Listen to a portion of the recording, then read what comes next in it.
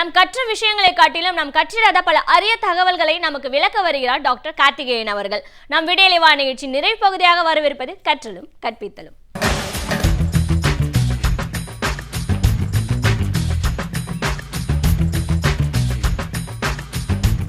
வணக்கம்.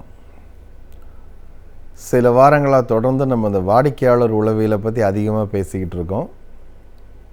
இந்த பகுதியில் செய்ய வேண்டியது என்னென்னா, இதெல்லாம் நமக்கு தெரிஞ்சு போச்சு, எல்லாருக்குமே தெரியுது. வாடிக்கையாளர் முக்கியம்னு தெரியுது, அவங்ககிட்ட தகவல் வாங்கணும்னு தெரியுது, தொடர்ந்து ஆய்வு நடத்தணும்னு தெரியுது, அதுக்கான தொழில்நுட்பத்தை பயன்படுத்தணும், ஆலோசகர்களை பயன்படுத்தணும், பயிற்சியாளர்களை பயன்படுத்தணும், இதெல்லாம் தெரியுது. இது மட்டுமே போதாது. அதாவது எப்படின்னா, வாடிக்கையாளர் அப்படிங்கிறது ஒரே ஒருத்தர் மட்டும் பார்க்குற விஷயம் கிடையாது. நம்ம அடிப்படையாக நம்முடைய ஒட்டுமொத்த நிறுவனமும் அவர்களை நோக்கி செல்லக்கூடியதாக அமைக்கணும்.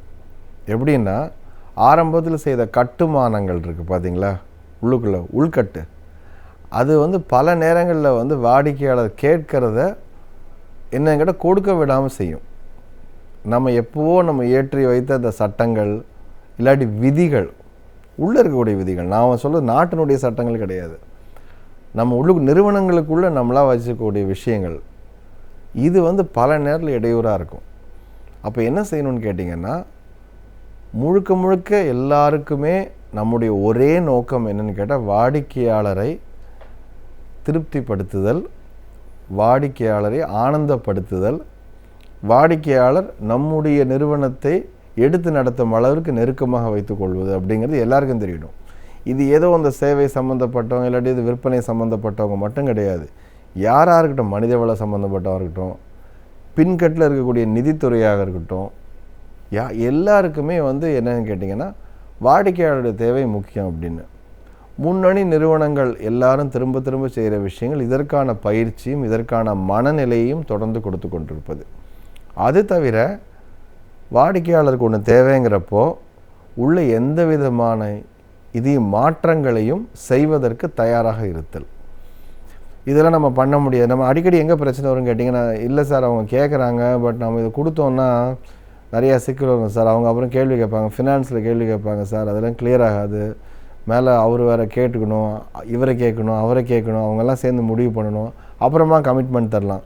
நம்ம கமிட்மெண்ட் கொடுக்கறதுக்குள்ளே என்னன்னு கேட்டால், நம்முடைய கஸ்டமர் வெளியில் போயிடுப்பார்.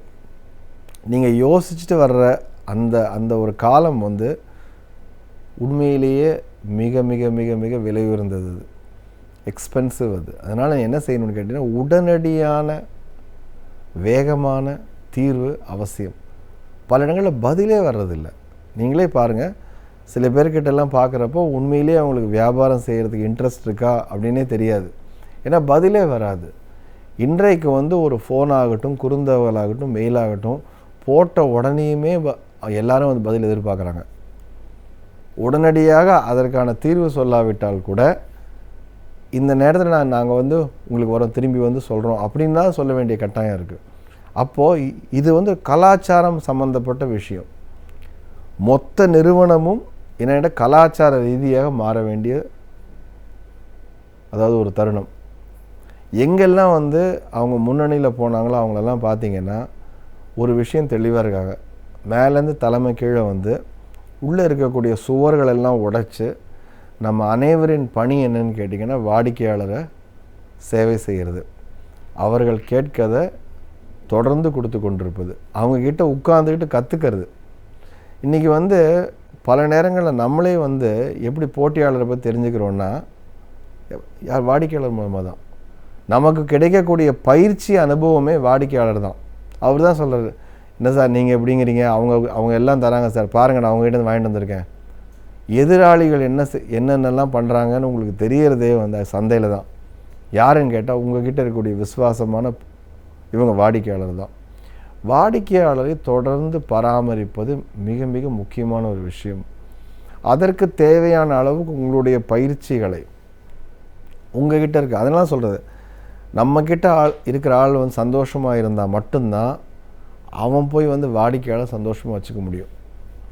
அப்போ எது முக்கியமாகிடுதுன்னு கேட்டிங்கன்னா, வாடிக்கையாளருடன் பேசும் நம்முடைய ஒவ்வொரு பணியாளரும் ஊக்கமாகவும் அந்த ஒரு வேலையை என்னது மனமுவந்து செய்தல் மிக மிக முக்கியம். அதாவது இது ஸ்ட்ரெச்சுன்னு சொல்கிறோம் பார்த்தீங்களா, கொஞ்சம் அது அவருடைய இதய நிலையையும் மீறி செய்யக்கூடிய ஒரு விஷயம் எப்போ நடக்கும்னு கேட்டிங்கன்னா, முழுமையாக அந்த நம்பிக்கையும் அந்த ஊக்கமும் இருக்கும் பொழுது தான். அதற்கான பயிற்சி கொடுக்கப்பட்டதா? நம்மளில் பல பேர் என்ன செய்கிறோன்னு கேட்டிங்கன்னா, எது நடக்கும் எது நடக்காது, எது சட்டம், எந்த அளவுக்கு மினிமம் வேலை செஞ்சால் போதும் அப்படிங்கிறத தெரிஞ்சுக்கிட்டு பதில் கொடுக்கறதுக்கு தயாராக இருக்கும். ஒரு கேள்விக்கு பதில் கொடுக்க தயாராக இருக்கும். கேள்விக்கு பதிலை விட முக்கியமானது வாடிக்கையாளருடைய தேவையை பூர்த்தி செய்தல். நீங்கள் பூர்த்தி செய்யலைன்னா வேறு யாரோ ஒருத்தர் பூர்த்தி செஞ்சுட்டு போயிடுவாங்க. நம்ம வேண்டான்னு, அதாவது நம்ம வேண்டாம் இல்லாட்டி இல்லை நம்மளால் முடியாதுன்னு நினச்ச பல விஷயங்களை யாரோ ஒருத்தர் செய்கிறதுக்கு தயாராக இருக்காங்க. இன்றைக்குமே நீங்கள் பார்க்கலாம், பல தடவை நடந்திருக்குது. சில இவங்கெல்லாம் பெரும் நடிகர்கள் வேண்டான்னு சொன்ன கதையை சின்ன நடிகர்கள் நடித்து பெரிய நடிகர்களாக வளர்ந்து வந்திருக்காங்க. ஏன்? ஒருத்தர் வேண்டான்னு சொன்னது தான். ஸோ நம்ம வேண்டான்னு சொல்லக்கூடிய விஷயம், நிராகரிக்கக்கூடிய விஷயங்களை, செய்ய முடியாது அப்படி சொல்லக்கூடிய விஷயங்களை செய்வதற்கு ஆட்கள் இருக்காங்க. அப்போ என்ன அப்படின்னு கேட்டிங்கன்னா, தொடர்ந்து அவருடைய வாடிக்கையாளருடைய தேவையை புரிந்து கொண்டு தொடர்ந்து அவங்கக்கிட்ட இதை எப்படி செய்ய வைக்க முடியும் அப்படின்னு பார்க்குறது. ஏன்னா ஒவ்வொரு வாய்ப்பும் ஒரு சிக்கல்லேருந்து தான் வருது. ஒவ்வொரு வாய்ப்புமே தொடர்ந்து செய்ய முடியாத ஒரு விஷயத்தை எப்படி செய்யலாம்னு நினைக்கிறப்ப தான் வருது. நீங்களே பாருங்கள், உங்களுடைய இதில் நிறுவனத்தில் கடந்த ஆண்டுகளாக அப்படிப்பட்ட சிக்கல்கள் என்ன வந்திருக்கு? வாடிக்கையாளர் கேட்டு கொடுக்க முடியாத விஷயங்கள் என்ன? எதனால் கொடுக்கப்பட முடியல? அது உள்ளே இருக்கக்கூடிய காரணங்களா, வெளியே இருக்கக்கூடிய காரணங்களா?